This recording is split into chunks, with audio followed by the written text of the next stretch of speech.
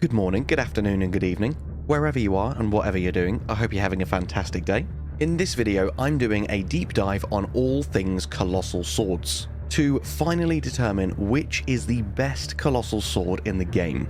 Every sword will be pitted against each other in 4 rounds, and we'll be eliminating a few swords in each round, as we cover things such as attack rating, ashes of war, attribute scaling, and much more.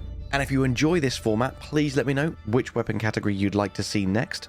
And I am immediately terrified I've decided to start with Colossal Swords, because every weapon in this category is awesome in its own right, and it's going to be very hard to narrow it down.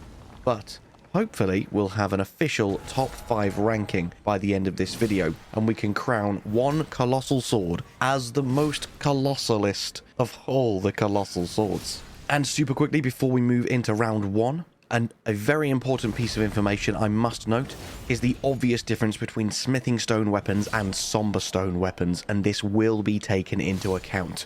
So the Zweihander, the Greatsword, the Watchdog's Greatsword, and the Troll's Golden Sword all have significantly lower base attack rating than the other 7, as they are the only 4 that level up with smithing stones, and therefore you can change up the Ash of War and also the Infinity, which obviously in turn will greatly increase their stats to make up for the lack of base attack rating. And therefore it also makes them much more viable and potentially gives them a leg up in the late game, as they are more versatile and there are far more ancient dragon smithing stones than there are somber ancient dragon smithing stones.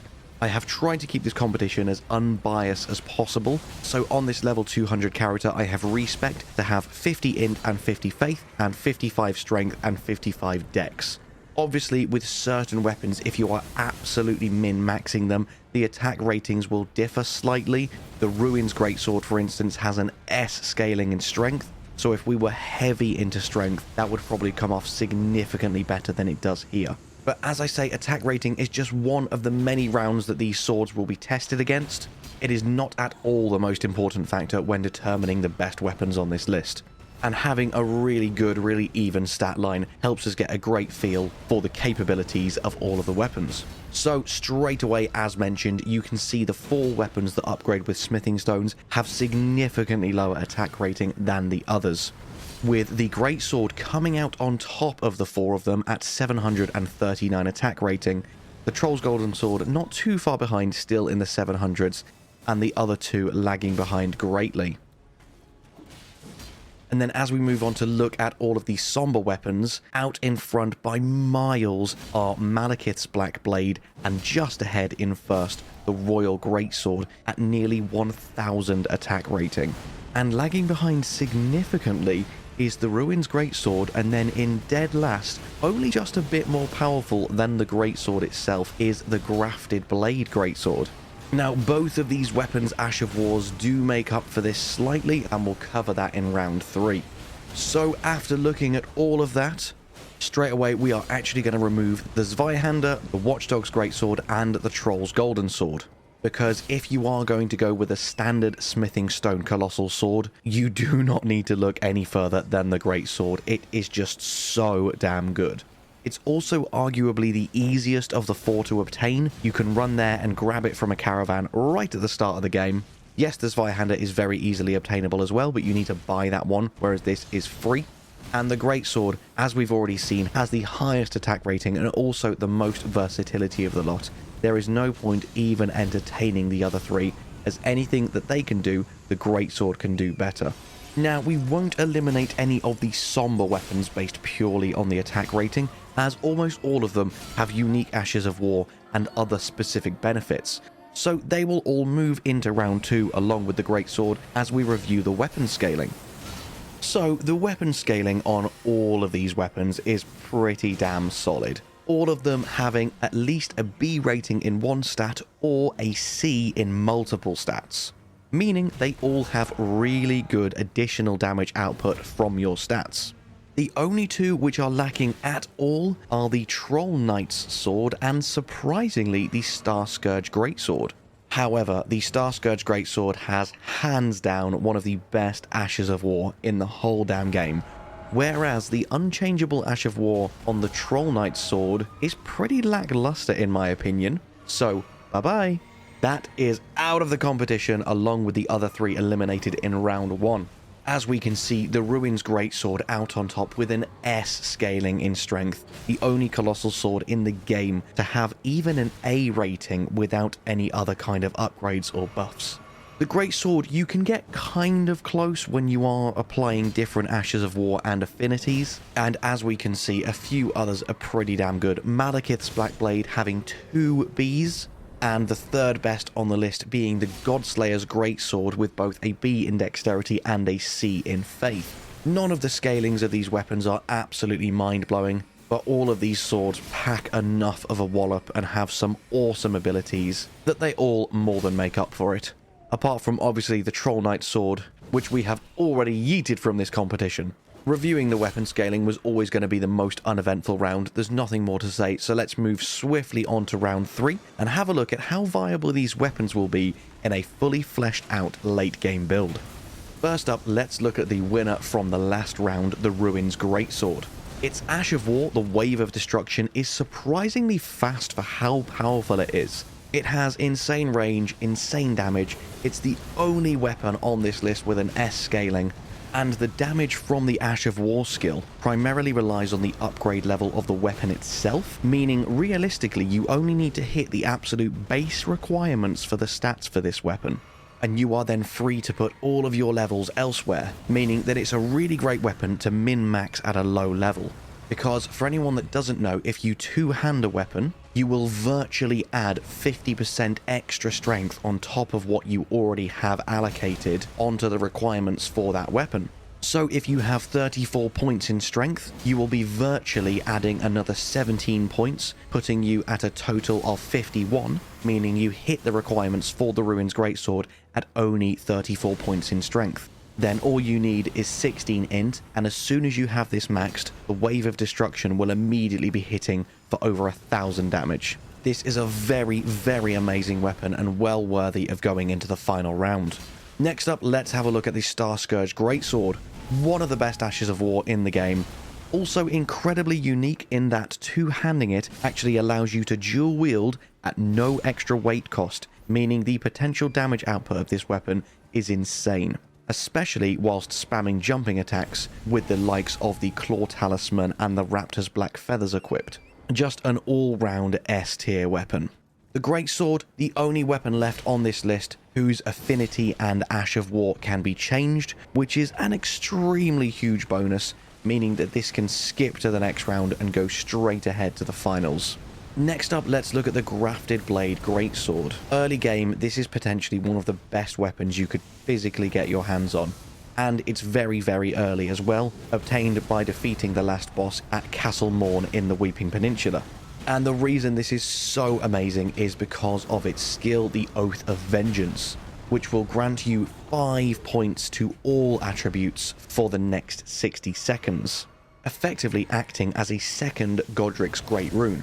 So it's giving you a virtual 40 levels for a whole minute, which is absolutely phenomenal early game. However, late game, once you've already min-maxed your build, and because of the fact you're having to reapply this every single 60 seconds, when fights are lasting a lot longer, and that extra 5 stat points really isn't doing much for you anymore, it really isn't that viable late game. There are more powerful Colossal Swords, so once you remove the weapon skill, because it just doesn't work for you super late game, this just becomes a mediocre sword. So this is another one we are going to have to say goodbye to in this round, as we now take a look at the Royal Greatsword.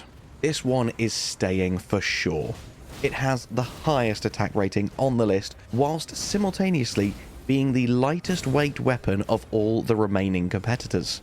It is an extremely stylish weapon with a great stat alignment and scaling. The Ash of War is super powerful, albeit very slow. It can be quite tricky to pull off, especially that second frost explosion at the end. However, due to all of its positives, this will also be moving into the fourth and final round. Now let's take a look at Malekith's Black Blade and the Godslayer's Greatsword together. Looking at them both, they both deal black flame damage with their Ash of War, meaning enemies' health will continue to wear down for a period of time after being hit. However, Malekith's Black Blade is also imbued with Destined Death, meaning that it will also reduce the enemy's maximum health. Now, both Ashes of War are incredibly slow and not very viable in many situations. But in the situations where they do work, Malekith's attack rating is higher and the unique skill deals so much more damage, on top of the fact that it reduces their maximum HP as well. Both weapons could go through to the next round, but they're so similar, I'm going to choose to eliminate one, and the Godslayer Greatsword just doesn't quite hold up to Malekith's Black Blade. Now, with all of them eliminations out of the way, we are into the fourth and final round, with only 5 weapons remaining. I was going to make this a top 5, but with only 5 remaining in the final round, let's see if any of them aren't worthy of moving into the final top 5. Straight off the bat, let's just say the Greatsword is a clear finalist. I love it so much that I've actually already made a whole build video based around this weapon. If you want to go check that out, I will leave the link below. Next up, let's take another look at Malekith's Black Blade. Personally, for me, though I love the gimmick of that HP reduction, it is still massively outperformed by every other sword remaining on this list. And its Ash of War is just so insanely slow, it really isn't viable for many late game fights. So, unfortunately, Malekith, you are out of here. If we want to get that Black Flame effect, there are many much better ways of doing it when you are this late on in the game. So the remaining 3 that we have to decide whether they are going to make it through to the top list is the Ruin's Greatsword, the Starscourge Greatsword, and the Royal Greatsword. And they are all very great swords. I should have made this a drinking game. Right. Start the video again, and every time I say Greatsword, drink. I'm joking. Don't do that. You will die. Though, seriously, they've obviously all made it to the final 4. They are all fantastic swords, so now I have to rate them.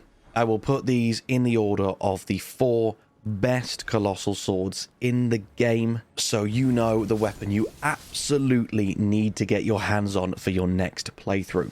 In 4th place, I have got to put the Ruin's Greatsword. On paper, it's probably the most powerful of the lot. Its Ash of War is amazing, but for me, it lacks that pizzazz, that style, and that versatility of the other remaining weapons. Now, trying to rank these 3 was so damn hard.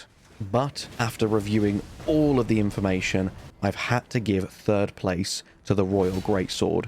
Yes, it has the highest attack rating.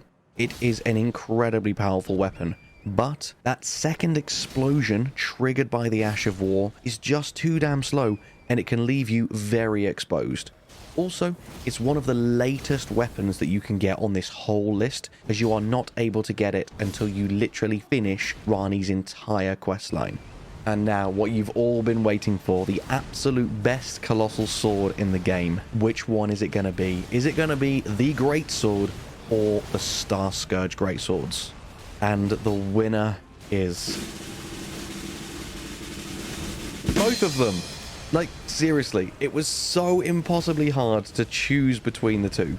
The ability to dual wield the Starscourge Greatswords makes this an incredibly god tier weapon, and that insanely, ridiculously powerful Ash of War comes in so clutch in so many situations.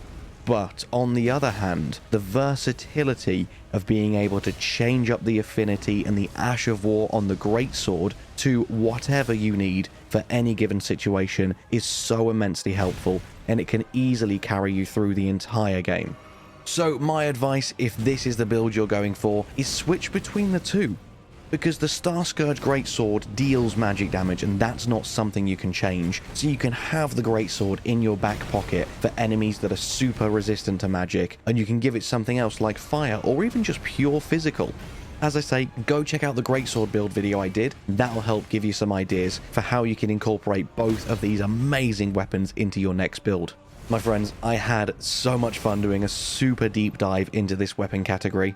As I said at the start, I'm planning on doing this for all of them eventually, so please let me know if you like the format, and if so, which one you would like to see next. And as always, all that is left for me to say is thank you so much for watching. I hope you have an amazing day, and I'll see you in the next one. Bye bye.